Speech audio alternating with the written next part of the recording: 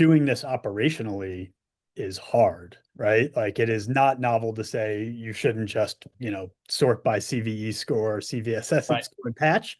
Like everyone kind of gets that. But like the comment earlier, like easy to say, hard to do, right? And it can be tough to really operationalize like the vulnerability data mixed with the context about the environment that it's operating in, like its reachability, then overlaying like compensating controls, mitigation, and then like at the end, looking at all of that through the lens of like the incidents that are actually occurring.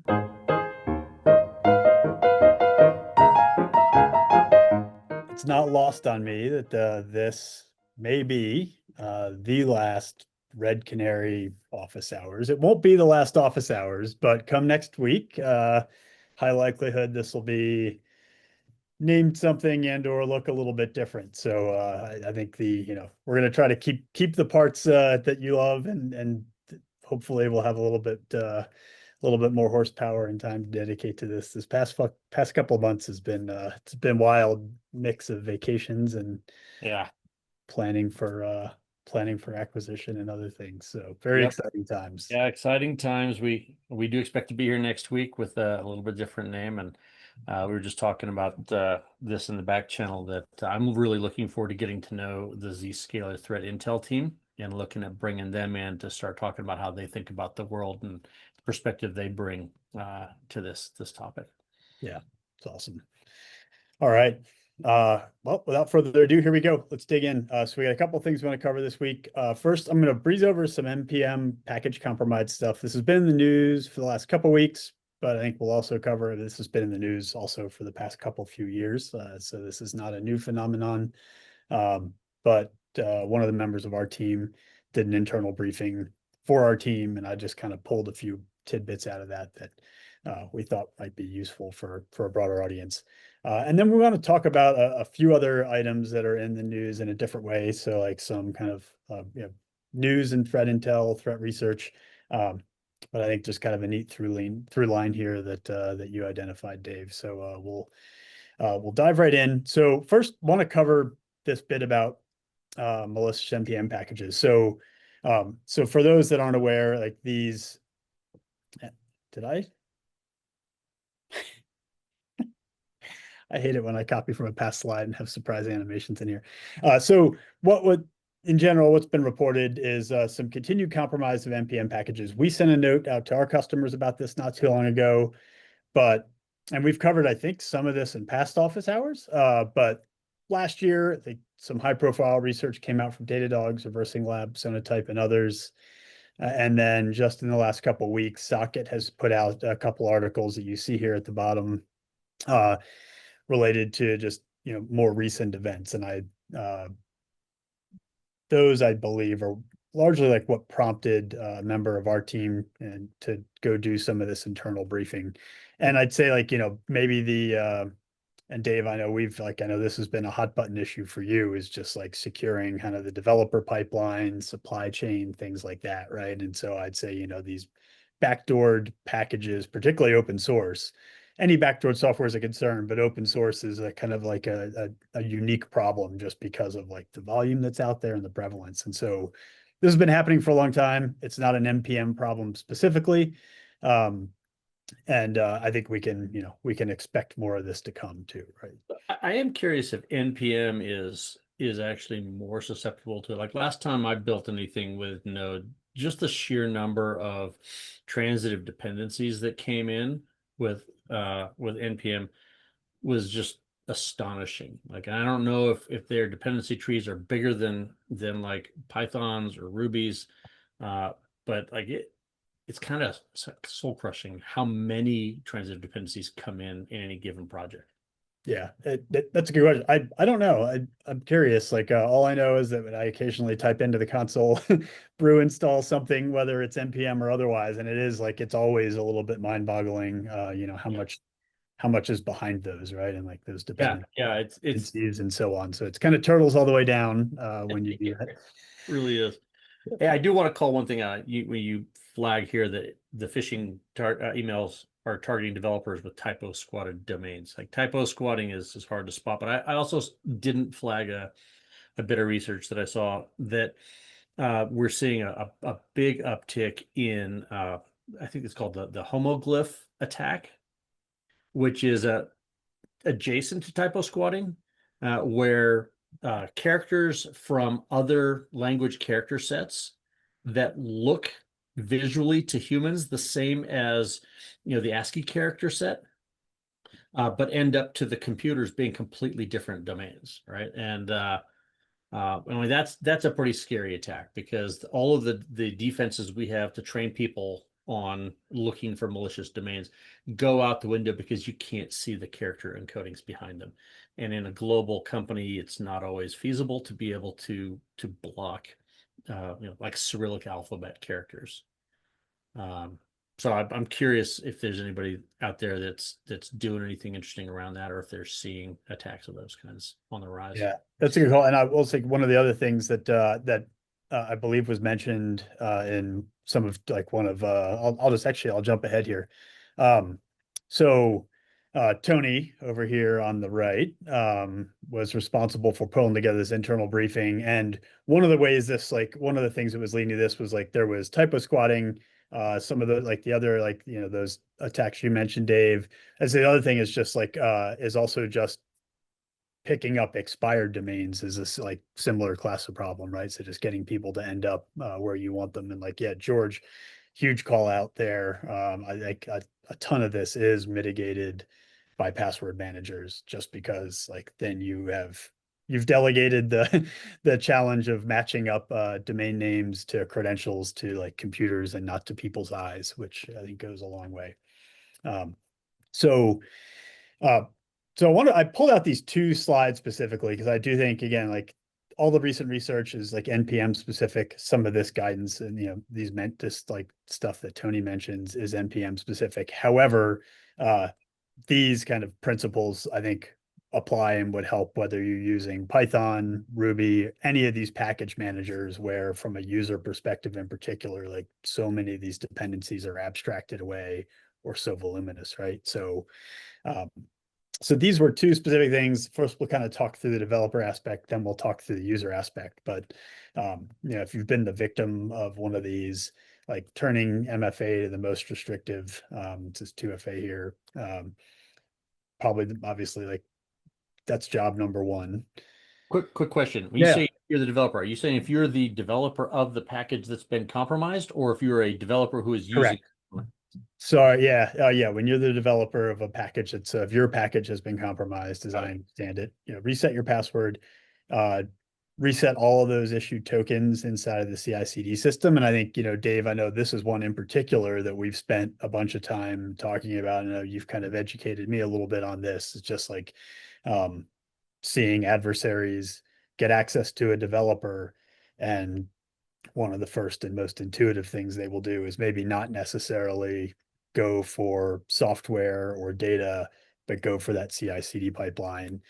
And effectively, like that's your ability to automatically backdoor everything moving forward, right? So I think that's a really insidious kind of an important step to keep an eye out for. Yep. And then deprecating malicious versions and reporting those to GitHub. And so and I think, this next slide will kind of, there's a couple of caveats here, kind of like notes specific to deprecation. And I think really the big one is that as opposed to just removing your package from the NPM repo if it's been compromised, deprecation ensures that like automated tools and other people's CI/CD build and like automation pipelines will pick up and start using a new clean version, as opposed to just like, deleting a version and then people's stuff breaks. And a lot of times when it breaks, they might just go back and pin to an earlier version that they have, which is exactly what you don't want them to do if that's been compromised. So, taking those steps to properly deprecate versions is like, seems to be like the really important step to take if you're responsible for one of these packages. And then this is the customer. Oh, go ahead. I would expect that if if you've got a package that's pinned to a specific version that's been deprecated, I got to believe that you would get warnings about that, right? I believe so. Yeah. Yeah. I would assume. And I think that's the, and I do know, even just as like a casual user of this stuff, like not a professional software developer, that tends to be the one thing that stands out to me, particularly for something like a piece of software I haven't used for a while, or a piece of software I used a long time ago and now I need it again. And I go install that thing. It's like, you'll get your deprecation warnings, and you can handle those in different ways. And then this is some kind of tactical guidance for folks that might be using these packages, right? So ensuring, and I know like particularly on our end, and Dave, I feel like there's probably an entire office hours here with someone on your team who can kind of talk through like the product security aspects of like how to, vet open source software, pin to a known good version, ideally by bringing that, in-house and not continually fetching it upstream. Um, and just kind of like in general, trying to ensure the integrity of your build pipeline from a dependency standpoint. And it can be a little bit onerous and tough. And so like I think there's um yeah, there's an investment required to do that, like to do it well, like as a customer or a user of this software. And I know like, we and others can afford to invest a good bit in it, but that's a hard problem in general. And I just mentioned this to in response to Raul's question or statement over in the chat, that this is like an eternal battle with development, right? Because inevitably when you update packages, functionality changes somewhat. You've got to have full regression testing to make sure things don't break. And at the end of the day, that's a bunch of resource invested in something that doesn't necessarily make a meaningful impact that's visible to whoever the consumer of your product is, right? And so there's always going to be pushback on that. Like if something's not broken, why would you change it to fix it, right? So there are good arguments on both sides of this. Yep. And it's a really hard balancing act to follow, because like there isn't a clear right answer here. Like in a world where there were unlimited resources, the right answer would be to stay patched. But even then, like if features move out from under you, like what you're doing is you're handing over control of your code base to somebody else. Yeah. And I will give I'll give a shout out here too for folks that haven't looked at it. I think like one of the companies that is absolutely doing the Lord's work in this area is like ChainGuard, who is like really like, because this is like it's an extremely hard problem. It really It's an is. obvious thing to go fix, but that doesn't make it easy. And so, kind of doing like this very thankless but important grunt work of trying to like drive the number of like particularly exploitable or like, high severity vulns in software supply chain to zero and keep it there. Um, I Right. think because it's untenable for almost everyone, I think that's been a really unique space. And others have attempted to do that, but I do think, like huge shout out to the ChainGuard folks for like really just kind of going nose down. And like I'm sure there's a ton of hard work that goes on inside of there to do it, but like they can do it once and a whole bunch of people can benefit from it. So I do think that's a worthwhile approach for folks who are interested in a solution. Yeah, I don't think a lot of people are talking about this yet, but there's some work going on in the AI world, and to use AI for coding.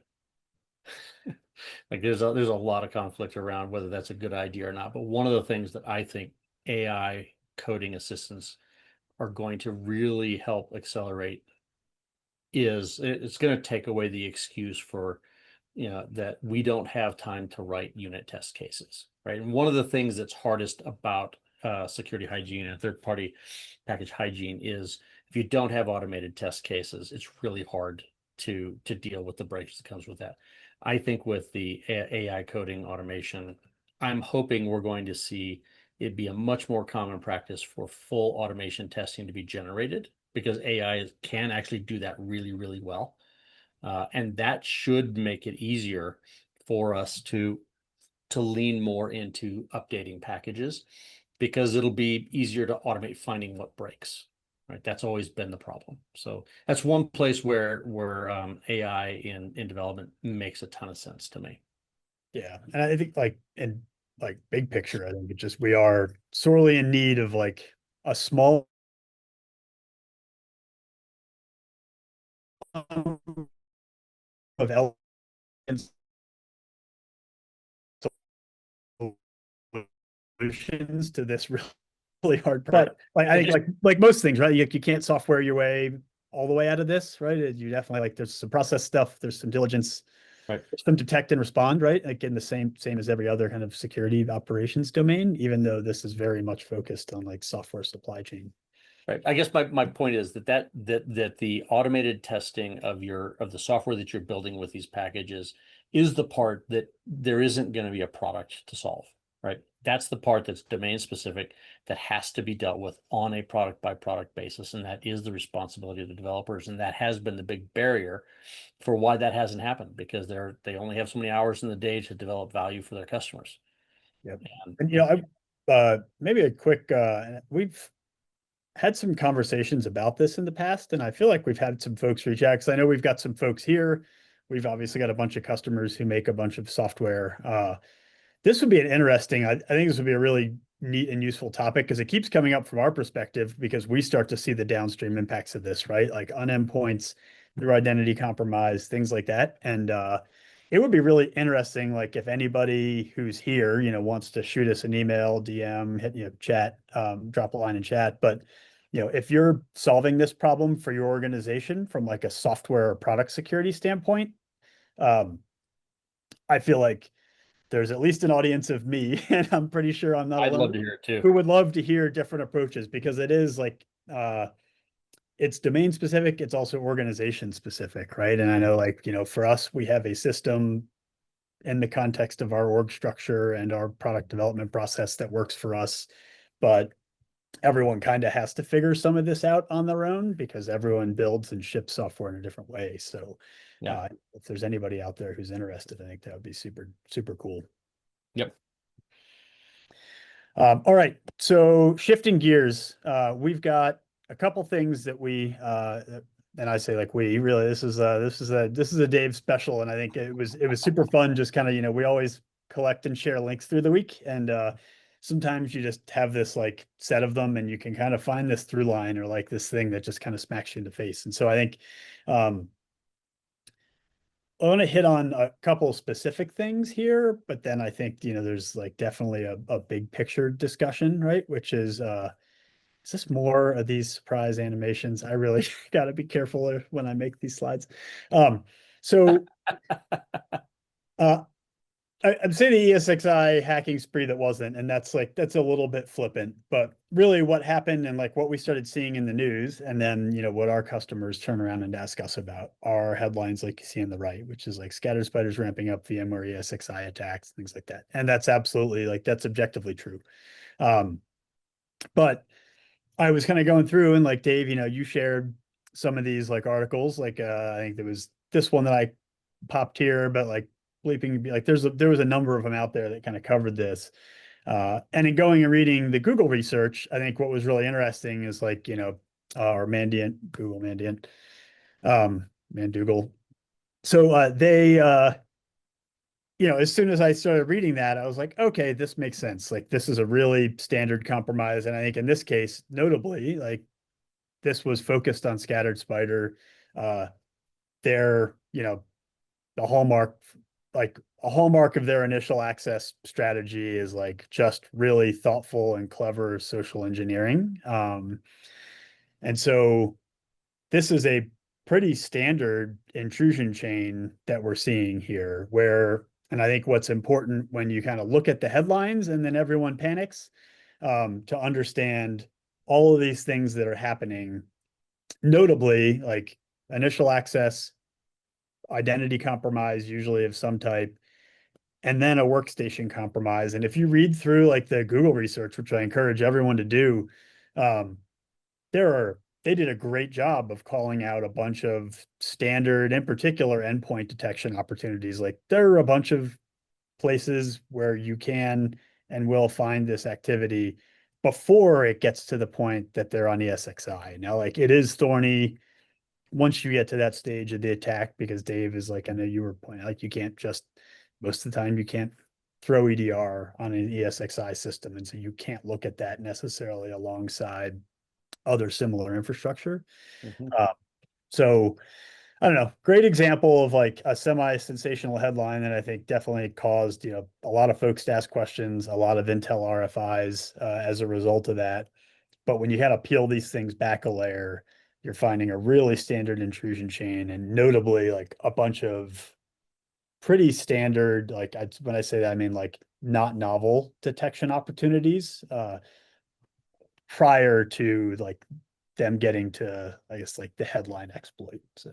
Yeah, like a number of the other headlines I was reading talk about things like Fortinet and other edge devices being targeted as well. And it feels to me like the idea is like the objective is to worm your way into a place where there isn't generally a ton of visibility as a base from which to continue your Yep. activities. But in a lot of cases, it does seem like there are indicators that give away that attack behavior before they land in those places, with the exception of some of the real edge devices. I think those there's no real choice but to patch and defend against activity moving from those. Yeah, Uh, but in each of these, right? I think like, those examples you call out, Dave, are like, that's like, those are great for a different reason, which is like this, this graph here, which just shows standard initial access, probably via social engineering, followed by endpoint compromise, probably of a Windows system. And then you're into VMware and these places where your visibility might be a little bit one-off. In those Fortinet cases, like those might be the initial access point, right. but a ransomware attack is not going to be launched and orchestrated entirely from a compromised Right. Fortinet device, right? You're Yep. going to like that is going to be followed by compromise, probably of a Windows system, et cetera. So, um, just in general, like the intrusion chain for all of these things is rarely standalone, right? And so, I don't know, Dave, like, I don't know, you want to talk through these two because like Yeah. these were two other great examples that you pulled up, and then maybe we'll kind of get to the headline here. Yeah. So I didn't dig too deep into either of these, right? They both hit my radar because like there was a lot of the headlines really grabbed me. Like the idea that these researchers uh, have identified vulnerabilities in Tritium's Niagara framework that drives a lot of smart buildings, very popular um, infrastructure for smart buildings. It sounds awful, right? You think, oh my God, this is good. There are a lot of buildings. There's a big rush now or not now, there's been a big rush for a long time to make smart devices everywhere and to make everything intelligent, to internet connect all of your stuff. And so when you hear, the ongoing drumbeat of how security in these things is not particularly top shelf, it's worrisome when you see a headline until you get to the part that says under certain circumstances and you dig in further. Likewise, there's a lot of news around uh, the Microsoft SharePoint exploits. A lot of folks in my community were saying, hey, if you've got SharePoint, buckle up for a bumpy weekend.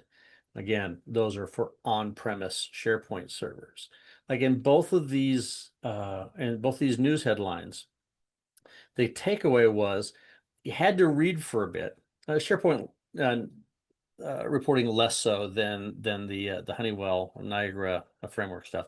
You have to read a little ways to say, oh, hold on. The conditions for exploitation of this are relatively limited. All right. And that's a common theme that I see through a lot of security reporting. And I think it's driven by a handful of things. Um, there is there is a natural motivation for security researchers that are promoting the work they've done to say, hey, we've done some good work. And I am going to agree that the work done on the Niagara framework um, stuff was good work. There's some interesting chains of exploitation required to pull this together. But at the end of the day, the folks that are going to be impacted by this are relatively limited, I would hope. right? One of the big questions that came out of this for me was the under certain circumstances caveat was for those systems to be exploitable, you had to have syslog logging set up without encryption, right? And so it just the article leads off with it requires a misconfigured system. And my question is it misconfigured out of the box, or did someone have to intentionally deconfigure a secure by default configuration? Don't know, didn't get that far into the research to know what the case was. But this highlighted a problem that was called out by some Google research. I don't know if you've got another slide on this about threat intelligence overload. Like we've got such a huge stream of reporting coming out that it's a non-trivial amount of effort to determine how many of these things actually apply to me, right? Yeah, when we were kind of talking through this earlier, just, that concept, and I think, kind of thinking back to like these, those prior examples, like the Niagara Honeywell stuff, SharePoint. I think this applies all over the place, but like, that kind of concept of, say, like exposure management in general, which is like a little bit of a loaded term right now, but I affectionately refer to that as like managing like vulnerabilities and attack surface with some actual purpose, right? Which is not to, just to say like, don't just make a list of things. I think in the case of that in the Niagara research, right? Like you've got these 6 or 7 vulnerabilities. I think there are 7. 6 of the 7 were, 9 point something. Like they were critical enough that if you rack and stack them, they're going to go to the top of the list. Purely from a software vulnerability standpoint, but like and SharePoint, same principle, right? Like, are these things exposed? What other mitigating controls do you have? And kind of taking that kind of that holistic view of like, not just what the vulnerabilities are, what the scores are. I think everyone kind of knows this is like not super novel, but I think there is, doing this operationally is hard, right? Like it is not novel to say you shouldn't just, sort by CVE score, CVSS Right. score and patch. Like everyone kind of gets that.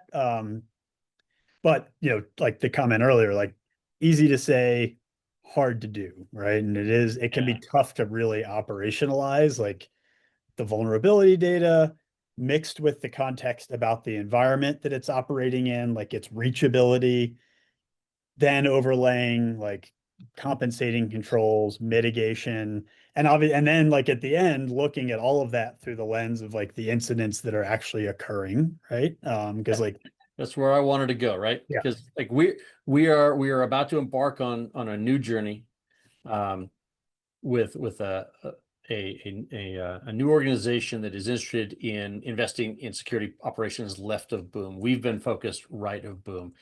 Feel like we're going to have access to a lot more data going forward. But as we were preparing for this, I asked, like, what is your hope and dream about where security operations might go? And I love the perspective that you had on that. Like, in an ideal world, how would you tackle prioritizing this intelligence overload? Like, I loved your perspective on this.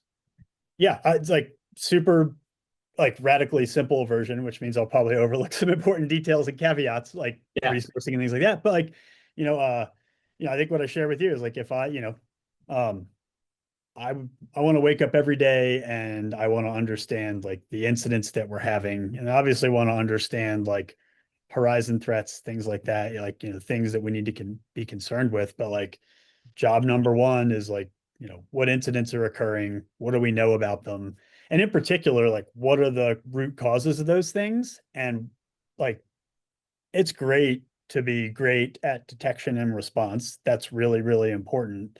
But at a, from a leadership level, like, my expectation would be, that a great security operations team is great at detection and response, but that the next thing that the other thing that they're great at is learning from those incidents and using what you've learned from those incidents to prevent, like, drive repeat root causes as close to zero as possible. Like, incidents are always going to happen. What you don't want, if you're Dave Farrow, is to get a report every week on Monday and you had, 3 more incidents with root causes that you've seen before and like you knew about, and in particular that you were able to fix. And so I think that is like coupling those two together, like managing your exposures and your assets and your attack surface and your vulnerabilities, while at the same time being great at detection and response, like that to me is like, that is textbook gold standard security Yep. operations, And, right? and I love that simple framing. I'm going to recap in a second, but it reminds me of an article I read by a guy named Jeremiah Grossman. I think he was one of the founders of White Hat Security. I can't find the article anymore. It was probably 10, 15 years ago that I read it, where he made the bold claim that north of 95, maybe 97% of CVEs are never actually exploited in any kind of meaningful way. And so, like, if we're trying to prioritize the stack of findings from our scanning controls, like we are, and just ranking them by severity, even severity coupled with context in the business, it's still going to be probably more work than any of us can do. So, starting off by saying our first cut at prioritization is the things that are causing the incidents to happen in the first place, and prioritize not having that type of incident again. It's a really nice, clear way of prioritizing work and saying we're actually moving the needle on stuff that is impacting us. Yeah. I thought that was a great framing of that problem. Yeah, I love it. It is it's one of my favorite thought experiments, is like, Chad, if you Oh, kind of take this, Dr. Donahue, thank you. boom, there it is. We have our InfoSec historian here. I love it. Yeah, in general, just kind of, starting with incidents and kind of moving out has like always been kind of just like a penchant of mine. And it's always like, for me, it's like an intuitive approach to it. Certainly, ignores a bunch of other aspects of like organizational risk management that are super important and hard, but it is ground truth, right? I do think, incidents are the great equalizer, right? Like, Yeah, so one of my philosophies has always been, if you can find a set of like clearly super high priority work uh, that everyone sort of agrees is the highest priority, you don't really need to worry about the other stuff until you have finished that super high priority stuff, right? Yep. And that way of saying, look, if we're having the same incident over and over again, going and deploying the controls that prevent that specific root cause from happening again feels like the right place to start. And if you haven't finished that yet, like, don't worry about what else there is to do until you have done that. Yeah. Yep. That, But yeah. all that hinges on having good detective controls in place, which feels to me like always job one. Like, you need to see what bad is happening. Like, the way I think about it is, like, I've always got work to do around my house, but if the plumbing is actually leaking, like, I don't worry about anything else until the water flow has stopped. Yeah. Love it. Well, Dave, this has been awesome. It's great to be back with you after several weeks of like one or both of us being away. Thank you all for being here. We will be here next week. You might see some updated branding and a little bit of a new message, but I think content and most of the personalities will be the same. So thank you everyone for being here. Appreciate it, and we'll see you all next week. Cheers.